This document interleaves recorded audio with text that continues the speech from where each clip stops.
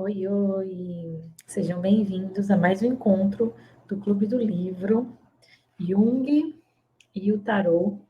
Nós já estamos no arcano número 11. Eu acho que deve ser o nosso 13º encontro, né? E convido novamente a quem quiser entrar no nosso Clube do Tarô lá no Telegram. A gente tem aulas exclusivas, né? Materiais exclusivos para quem está lá no grupo do Telegram. Leituras da semana, partilhas e só dá para acontecer por lá, tá certo? Se você quer participar, está gostando da nossa jornada, né, do nosso Clube do Livro, comenta aqui, pede, né, o link do nosso grupo do Telegram que eu te envio, tá bom? E siga a gente nas redes sociais, curta, compartilha. Se você está lendo o livro, se você tem alguma outra contribuição para nós, vai ser um prazer te ouvir, tá? Então vamos lá. O próximo capítulo, capítulo 14. Agora vamos para o arcano da força, tá? Vou compartilhar aqui a imagem com vocês desse arcano, né? Dessa mulher, um arcano que eu amo de paixão, meu arcano pessoal, né? Meu arcano pessoal é essa mulher aqui, essa força. Vamos lá. Quem tem o livro, quiser me acompanhar, claro, eu não vou ler o capítulo inteiro, a gente lê trechos e comenta, certo? Se você quer ler o capítulo inteiro, adquira o livro, vale muito ter esse livro, né, para consultar, para ler várias vezes, né? Então, adquire o livro, certo? Aqui a gente só está lendo e compartilhando algumas reflexões, certo? Vamos lá. A força de quem? Seguimos as fortunas do herói quando estabeleceu a identidade, o seu ego, como um enamorado. Embarcou no carro a fim de procurar o seu lugar no mundo. Dos homens, enfrentou os problemas morais colocados pela justiça e voltou-se para o eremita em busca de introvisão espiritual. A roda da fortuna assinalou o fim desse ciclo e introduziu uma nova fase de percepção. Com o seu girar, o herói também experimentou uma revolução. Aqui ela está fazendo uma breve lembrança do que a gente viu desde o arcano 6 dos enamorados, em que o nosso herói, que é o louco, teve que tomar uma decisão, fazer uma decisão, começou a se movimentar no carro, né? Teve que ir ali experimentar a justiça, a consciência, né? Na carta número 8, viveu essa introvisão espiritual com o eremita, né? E teve a roda da fortuna para finalizar um ciclo, introduzir um novo ciclo. Se você não assistiu, volta aqui, né? A gente tem uma playlist com todos os encontros, volta e assiste lá a roda da fortuna, o eremita, que a gente já passou por eles, certo? A partir desse ponto, o seu interesse se dirigirá cada vez mais do mundo exterior para o interior, para o interno. As energias outrora empenhadas na adaptação exterior começarão agora a preocupar-se mais com o crescimento interior. Forças anteriormente envolvidas, sobretudo, na competição e na sobrevivência, começarão agora a mover-se no sentido da unificação e desenvolvimento adicional. Problemas pertencentes ao lado do logos, ao lado masculino da vida, darão lugar às questões pertencentes ao lado do logos feminino da vida, né? Ao lado dará lugar agora às questões pertencentes ao lado da natureza instintual, que pertencem ao reino do Eros, o princípio masculino, né? Que é mais é mais para dentro, tá? Estou um pouco alérgica. Na carta número 11, a força. Aqui, pela primeira vez, uma mulher mortal aparece como figura central do drama.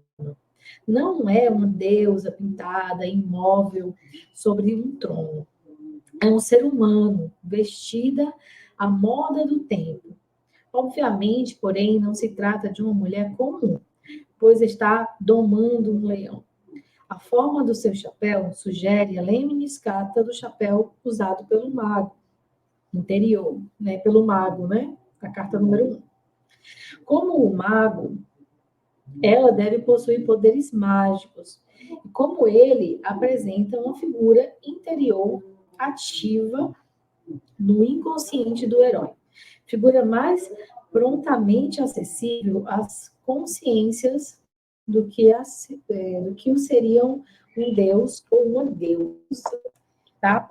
Aqui ela está mostrando, né, que todo aquele movimento exterior, né, de descoberta, de ir para fora, de concretizar, que veio até agora, dá espaço a um lugar mais instintual e, consequentemente, mais feminino. E aí aparece essa moça, né, que já não é uma deusa, não é uma princesa, não é uma imperatriz, é uma moça que tem aí poderes mágicos, dá para perceber que ela é diferente, parece uma pessoa comum, né, vestida à moda do tempo que foi desenhado no tarô, né, porém, dá a entender que ela tem algumas coisas peculiares, porque ela está segurando a boca de um leão. A gente não sabe se ela está abrindo ou fechando a boca desse leão. Então, dá para perceber que ela não é uma pessoa, entre aspas, comum, né? Podemos encarar essa mulher como a Anima, personagem arquetípico que simboliza o lado feminino do inconsciente do herói. Na carta número 1, o mago iniciou a série do tarô. Aqui, na carta número 10 mais 1, a carta 11, estamos prontos para um novo princípio e uma nova mágica, em que esta dama maga representará o papel iniciatório, né, iniciático. Atuará como mediadora entre o ego do herói e as forças mais primitivas da sua psique. Como influência cultural da mediação, a força parece idealmente escolhida para o papel. Suas roupas e seu porte sugerem refinamento e educação. Embora traga na cabeça um chapéu semelhante ao do mago, não usa nenhuma varinha, né? O seu poder reside nas suas mãos, que sem medo agarram as mandíbulas do leão, indicando que a sua magia é mais humana, pessoal e direta do que a do seu equivalente masculino. Sua força não está num bastão em que pode ser empunhado e jogado fora à vontade, ou talvez perdido de todo. O seu misterioso poder reside no seu próprio ser, como parte íntima e permanente de si mesmo, que já está colocando ela, né, como uma personagem equivalente ao mago. O mago que tem aí a lemniscata, né, que eu vou até mostrar aqui de novo para vocês.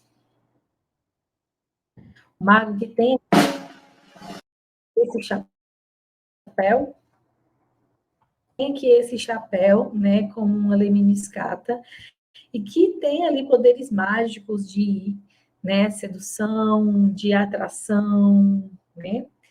Já a força que ele compara aqui já é uma personagem feminina. E essa magia dela, esse poder dela é mais interno, ela não precisa de instrumentos, como mostrou lá na mesa, né, do mago. Aqui ela tem as próprias mãos, o próprio jeito, a própria forma dela fazer as coisas, né? Então é ela mesma o poder dessa magia, certo? O número 11, escrito à maneira romana como o X mais 1, lembra o monograma grego de Cristo, explicado pelos raios da roda na carta número 10. Aqui, o X precede o 1,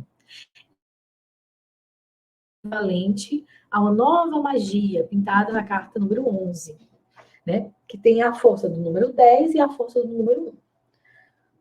Certo? Com a ajuda dessa personagem, o herói explorará as forças instintuais dentro de si. Aprenderá a sacrificar o poder do ego em prol de outra espécie de força. O seu ímpeto masculino será modificado por um enfoque mais feminino. Essa nova maneira de funcionar, longe de ser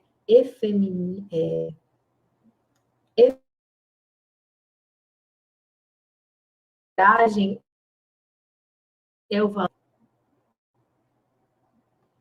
A coragem é o valor da mulher retratada na Carta da Força. São equivalentes por si mesmos. A figura impávida da Anima existe num setor profundo da psique do moço, relativamente desconhecido por ele. Ela não está sob o controle consciente do ego, de modo que vagueie livre dos sonhos e visões dele. Ela o colocará em contato com as escuras florestas do seu ser e com as criaturas selvagens que ali encontrará. Ela o ajuda a domar a sua natureza animal, de modo que ele não mais fique inteiramente debaixo do seu poder. Então, tem um lugar que essa carta ela vem trazer a ideia de que é a hora do contato com os seus instintos. E não para conseguir dominar esses instintos, trazendo já um pouquinho da carta número 10, que a gente viu 2 animais ali vestidos, né? 2 animais aí vestidos com roupas humanas.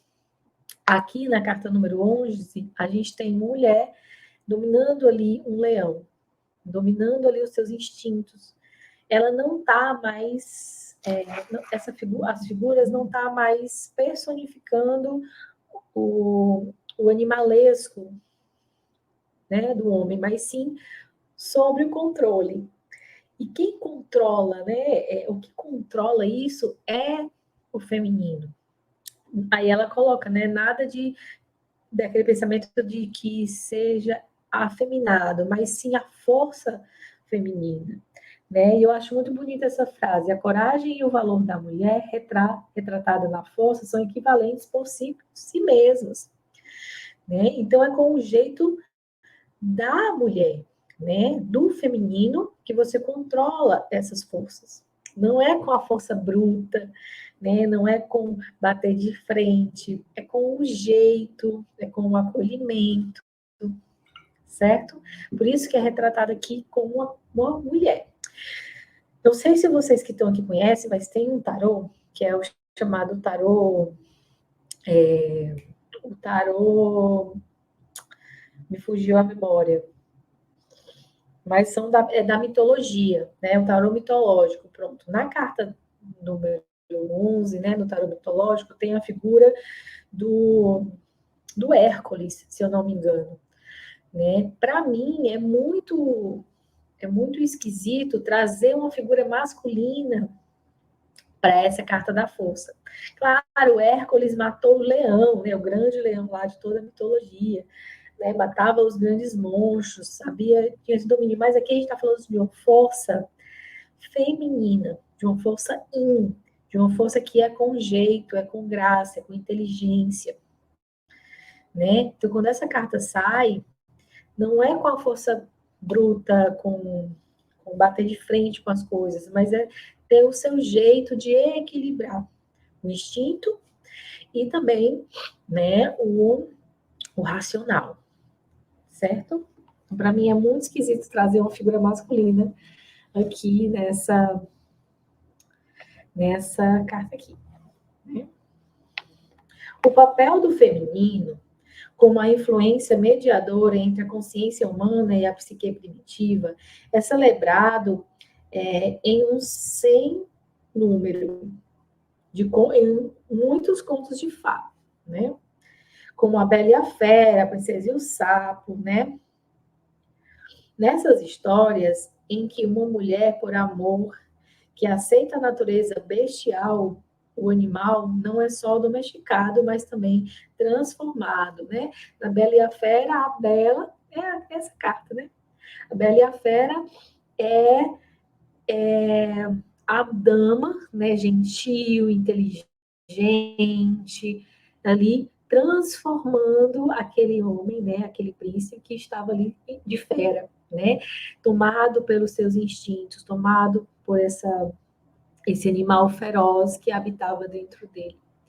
Né? Então, tem esse lugar. E na Princesa e o Sapo, né, que ela coloca aqui também, como o amor, né, o beijo, o carinho, transforma aquele sapo num príncipe. Né? Então, é bem essa energia que tem essa carta.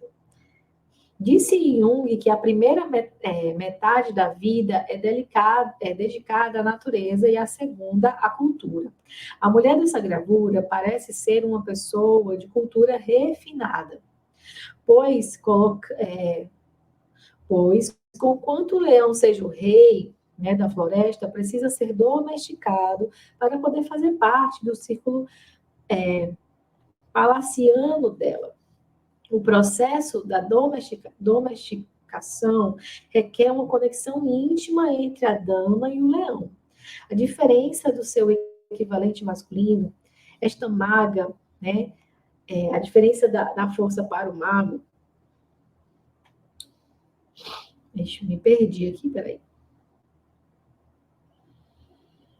Tá. A diferença do seu equivalente masculino, essa maga não está fazendo mágicas na encruzilhada, a fim de demonstrar alguma coisa. O que quer que esteja acontecendo aqui parece ser uma dama um drama mais privado, mais íntimo. O seu encontro pessoal com o leão.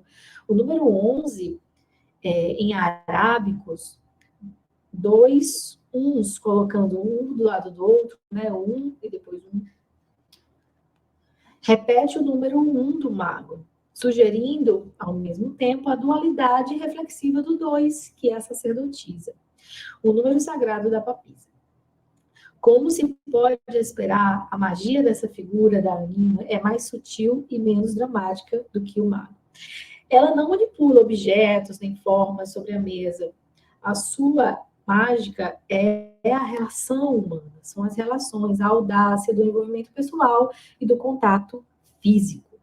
E aqui a gente fala também de sexualidade, da energia sexual, da energia do contato físico do corpo. Essa carta também vem falar muito de corpo físico, né? Cuidar do seu corpo físico, cuidar da sua energia sexual também, porque é uma das forças, né? Das nossas forças. E aqui é interessante porque ela une o masculino e o feminino novamente. O masculino, que vem do número 1, e o feminino, que vem do número 2, da papisa. Então, tem um quê de uma força que vem desse equilíbrio dessas duas energias.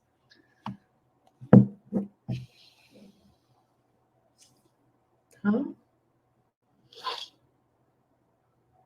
Todos, sem dúvida alguma, já passaram pela experiência de serem engolidos por um afeto. Sabemos que emoções súbitas podem literalmente agarrar-nos como um lado animal da nossa natureza.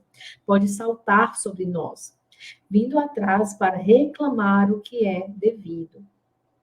Né? Somos engolidos pelos nossos afetos, pelos nossos sentimentos.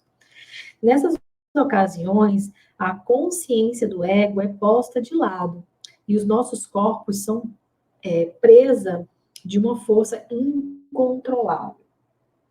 Tiritamos de medo, trememos de raiva, coramos de vergonha ou rimos histericamente, sentindo ao mesmo tempo que lágrimas repentinas nos molham o rosto. Quando essas coisas acontecem, o eu do nosso ego, inerme e humilhado, tenta fugir simbolicamente, se não literalmente. Desejamos deixar o inconsciente para trás. Toda vez que tentamos voltar as costas para essa parte animal de nós mesmos, ela se torna ainda mais voraz e exigente. Se lhe ignorarmos as exigências, podemos ser visitados por uma doença psicossomática. As energias instintuais persistentemente ignoradas podem rebentar seus laços de forma destrutiva, resultando disso crimes passionais. Em outros casos extremos, a dissociação do lado animal produz episódios esquizofrênicos, em que a conexão do ego com o corpo se torna tão fragmentada que várias partes do corpo são personificadas e cada qual parece falar, agir independentemente. Né? Então é muito interessante porque ela coloca essa ideia de sermos engolidos pelos nossos sentimentos, por esse animal que temos dentro de nós, né? Que é como se essa imagem fosse uma só. Essa mulher tem um lado racional, um lado que é sofisticado, mas dentro dela tem esse animal feroz, né? Esse animal que tem a sua força. E não é reprimindo esse animal, deixando esse animal preso, que isso vai solucionar. Porque de vez em outra, esse animal vai gritar e vai fugir da jaula. E aí o problema é maior. Né? Aqui eu vou trazer uma outra coisa, né? Uma série para quem se interessar. E aí tem a Bela e a Fera para assistir também, que traz muita referência da Carta da Força. Mas tem uma série que o nome é O Urso. E no primeiro episódio, a primeira cena, né, na primeira temporada dessa série, tem lá o personagem principal de cara, né? Cara a cara com o urso que ele abre a jaula, né? Ele dá de cara com a fera interior dele, que há muito tempo está ali reprimida, presa, né? Está ali naquela jaula. Então tem um quê de equilibrar essas forças em nós. Nossa força de instinto, nossa força animal, mas também a nossa força racional. Então tem esse equilíbrio, essa carta também fala de equilíbrio.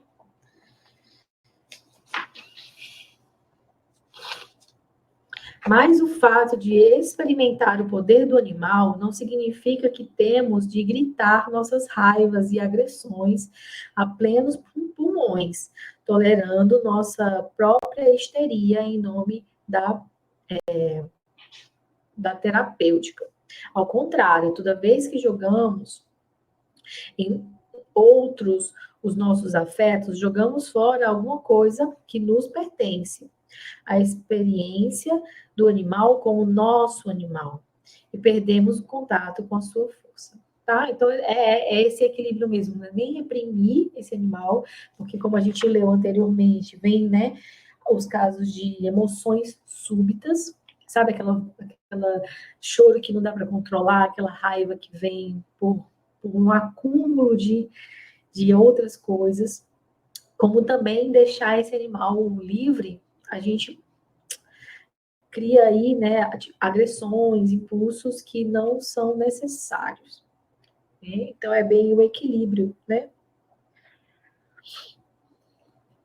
A força do tarô não tem medo. Observando-a, talvez, possamos ter alguma ideia da melhor maneira de abordar e domar o nosso leão interior. É isso que essa carta vem nos ensinar, né? A domar o nosso leão interior. Vamos ver se ainda temos mais tempo por aqui. O que mais que eu trago para vocês? Essa carta fala muito de impulsos sexuais, né? No tarô do Thoth, de Aleister Crowley. O nome dela é Luxúria, né? Da carta número 11, da força. Porque tem também uma força da energia sexual e do feminino, né? E aí, para terminar, tem aqui, né? Ela coloca os instintos. Tá. No entanto, quer gostamos ou não gostamos, a natureza animal é nossa companheira para toda a vida.